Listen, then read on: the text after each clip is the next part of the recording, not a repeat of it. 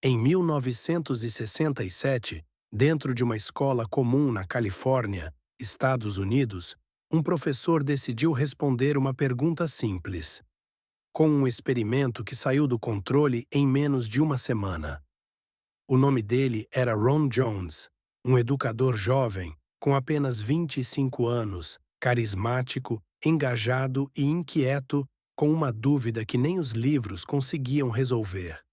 Ele ensinava sobre a Alemanha nazista para adolescentes de cerca de 15 anos, alunos inteligentes, curiosos, vivendo em uma sociedade livre, distante da realidade da guerra, mas presos a uma pergunta que parecia impossível de responder de verdade.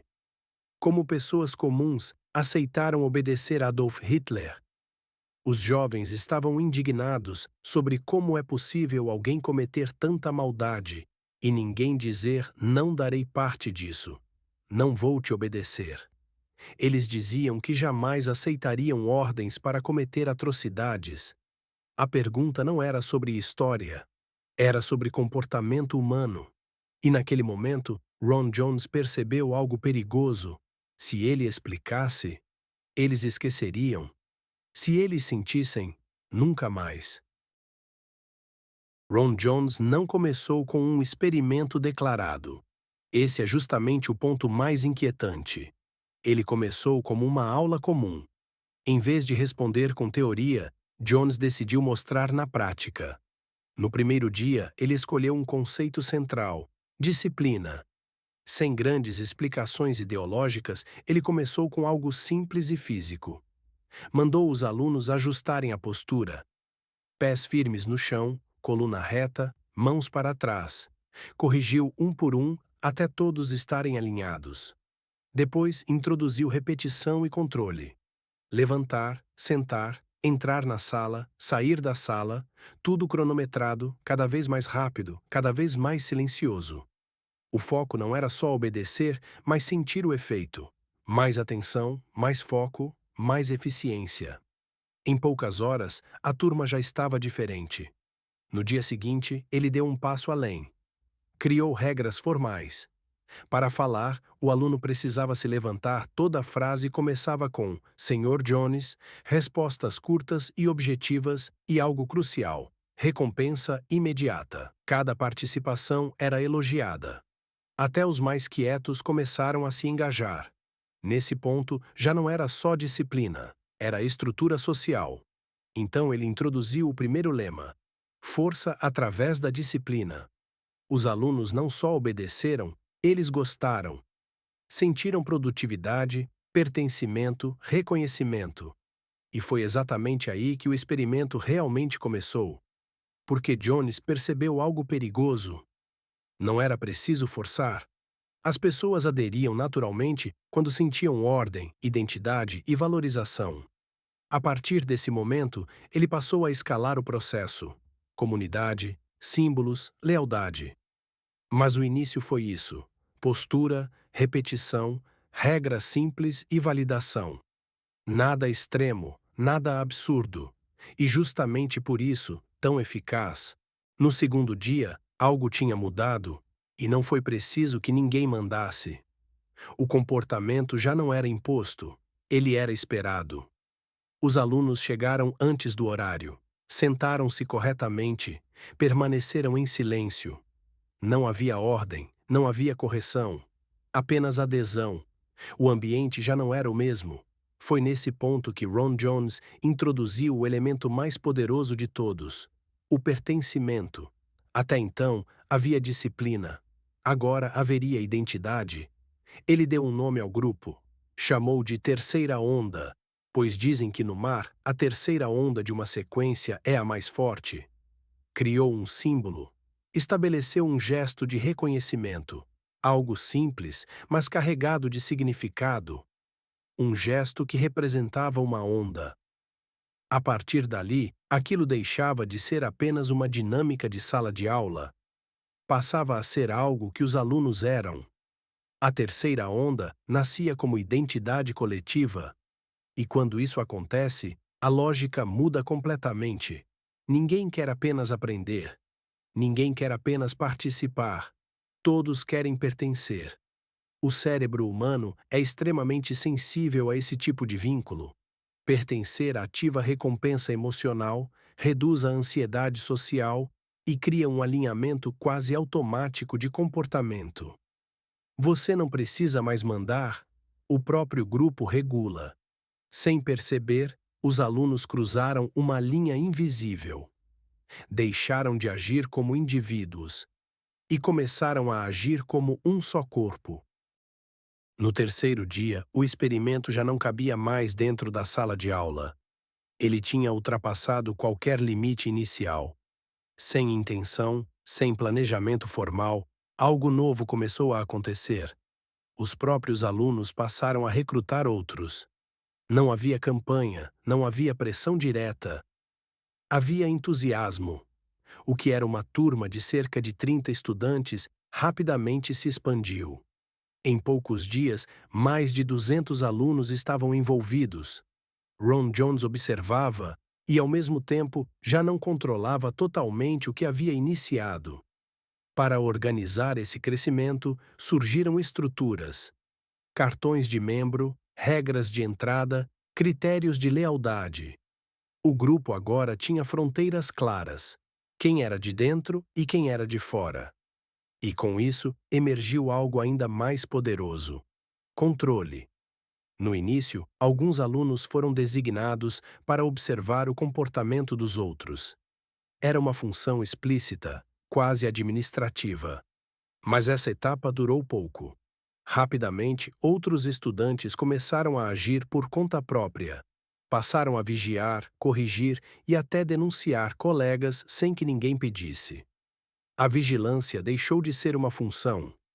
Virou cultura. O sistema, que antes dependia de orientação, começou a se sustentar sozinho.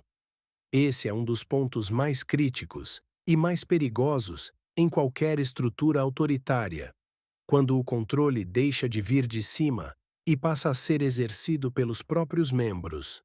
Nesse estágio, não é mais necessário impor, o grupo internaliza as regras, protege seus limites e reage a qualquer desvio.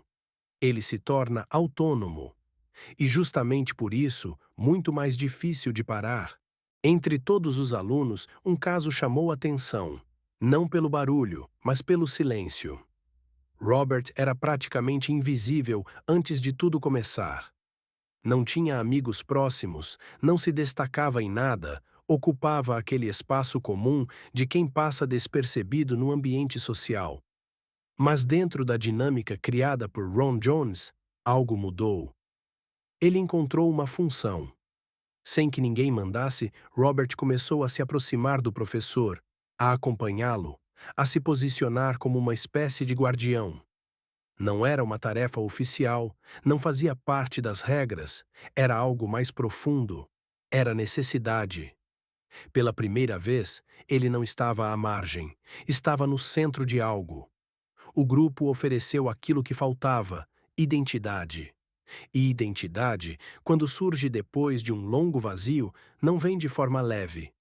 Ela se fixa, ela prende. Esse é um dos mecanismos mais delicados e mais potentes dentro de movimentos coletivos estruturados. Indivíduos que antes estavam isolados tendem a se conectar com muito mais intensidade. Não pela ideologia em si, não pelos conceitos, não pelos lemas, mas pelo que aquilo resolve internamente. Pertencer deixa de ser escolha e passa a ser necessidade. E quando isso acontece, questionar o grupo não é apenas discordar, é correr o risco de perder a si mesmo.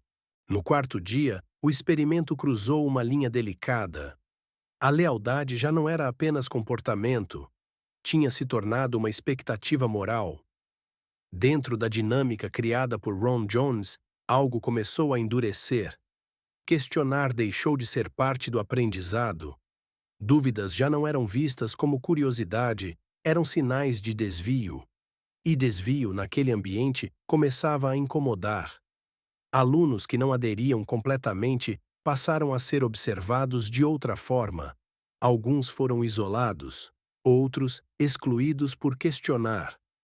Houve até denúncias. O grupo já não estava apenas crescendo, estava se protegendo. Esse é o ponto de inflexão em estruturas desse tipo. Quando uma comunidade deixa de ser um espaço de troca e passa a funcionar como um sistema fechado, a fronteira entre nós e eles se fortalece. E tudo que ameaça essa fronteira precisa ser corrigido, afastado ou eliminado. A realidade externa começa a perder relevância. O que importa agora é o que o grupo valida, o que o grupo aceita, o que o grupo reforça. O grupo vira referência absoluta. E nesse estágio surge um risco silencioso, mas extremamente poderoso. Quando as pessoas já não questionam mais, qualquer narrativa pode ser inserida e aceita como verdade. Alguns alunos romperam a dinâmica quase homogênea que estava se formando e mostram bem como ainda existia resistência fora do campo magnético do grupo. Uma das alunas que se opôs foi Laurie Saunders. Ela começou a perceber que algo estava errado. Questionou abertamente o experimento, confrontou colegas e até escreveu críticas sobre o que estava acontecendo. Por isso, passou a ser vista com desconfiança pelos próprios alunos. Justamente o tipo de reação que o experimento estava revelando. Fora da escola, houve outro ponto de ruptura. O pai de Laurie, Robert Saunders, era um ex-combatente da Segunda Guerra Mundial. Ao ouvir o que estava acontecendo, ele reconheceu imediatamente os padrões. Disciplina rígida, lemas coletivos, exclusão de dissidentes, vigilância interna. Para ele, aquilo não era apenas uma atividade escolar. Era familiar. E preocupante. Robert confrontou a situação e procurou Ron Jones, deixando claro que aquilo já estava indo longe demais. Esses dois personagens, Laurie dentro da escola e seu pai fora dela, funcionam quase como anticorpos da narrativa.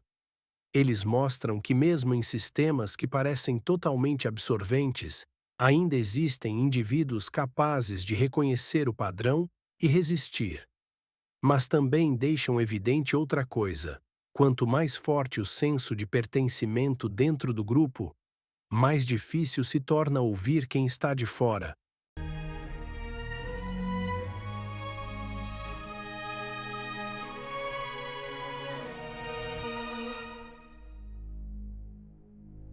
No quinto dia, Ron Jones entendeu que precisava encerrar o experimento. Os alunos estavam emocionalmente envolvidos, conectados, engajados. Simplesmente dizer "acabou" não teria o impacto necessário, e talvez nem fosse aceito. Então ele tomou a decisão mais arriscada de todas. Disse que a terceira onda não era apenas um grupo escolar. Era parte de um movimento nacional. Anunciou que um líder apareceria ao vivo, em uma transmissão que revelaria o verdadeiro propósito do movimento. A expectativa se espalhou rapidamente. Centenas de alunos se reuniram em um auditório. Sentaram-se em silêncio, organizados, alinhados, exatamente como haviam aprendido. Havia tensão no ar, mas também entusiasmo. Eles estavam prestes a fazer parte de algo maior. A televisão foi ligada. E então, nada. Nenhum sinal, nenhuma mensagem, nenhum líder. O silêncio que se seguiu não era mais disciplina. Era ruptura. A ausência foi o choque necessário. O momento em que a expectativa coletiva colidiu com o vazio e algo começou a quebrar por dentro, foi ali que a estrutura começou a desmoronar. Ron Jones então deu o passo final. Revelou o que havia construído diante deles. Um sistema completo, com disciplina, identidade, pertencimento, vigilância, exclusão e obediência. Os mesmos elementos que sustentaram regimes autoritários reais, como os que levaram à Segunda Guerra Mundial. E deixou claro o ponto central de tudo aquilo. Não era uma lição sobre o passado, era um espelho. Porque o que aconteceu ali em poucos dias não dependeu de um país, de uma época ou de uma ideologia específica. dependeu de algo muito mais próximo: comportamento humano, aqui e agora. Ron Jones passou o resto da vida sendo lembrado por esse experimento, não só pelo impacto nos alunos, mas pelo impacto nele mesmo. Em diferentes momentos, ele admitiu algo incômodo, sentiu o peso e, por instantes, até a atração do poder que havia criado. A terceira onda durou 5 dias, mas o que ela revelou não terminou ali. E talvez a prova mais inquietante disso tenha vindo anos depois, de forma inesperada. O ex-aluno, Steve Conidio, o que fez a fatídica pergunta, encontrou Jones na rua muitos anos depois, sem aviso, sem contexto. Levantou a mão e fez o gesto característico da terceira onda. Naquele instante, tudo voltou, não como teoria, não como lembrança distante, mas como algo ainda vivo. Porque aquele gesto, simples, quase automático, mostrava que o experimento não tinha terminado completamente dentro das pessoas. Ele tinha deixado marcas, e essa é a parte mais desconfortável. Não foi necessário um regime, nem anos de doutrinação. Foram apenas 5 dias. 5 dias foram suficientes para criar memória emocional, identidade e reflexos comportamentais duradouros. A terceira onda acabou, mas os padrões continuam. Eles aparecem em grupos sociais, movimentos políticos, comunidades digitais, redes sociais. A escala mudou, a velocidade aumentou, mas a base permanece. O experimento não revelou um acidente histórico, revelou uma característica humana. Mostrou que disciplina pode escalar por obediência cega, que comunidade pode se transformar em exclusão, que pertencimento pode substituir o pensamento crítico, e que sistemas podem se sustentar quando as pessoas passam a defendê-los entre si. No fim, não é sobre passado, é sobre agora. Enfim, o autoritarismo não começa com imposição. Começa quando pertencer se torna mais importante do que pensar.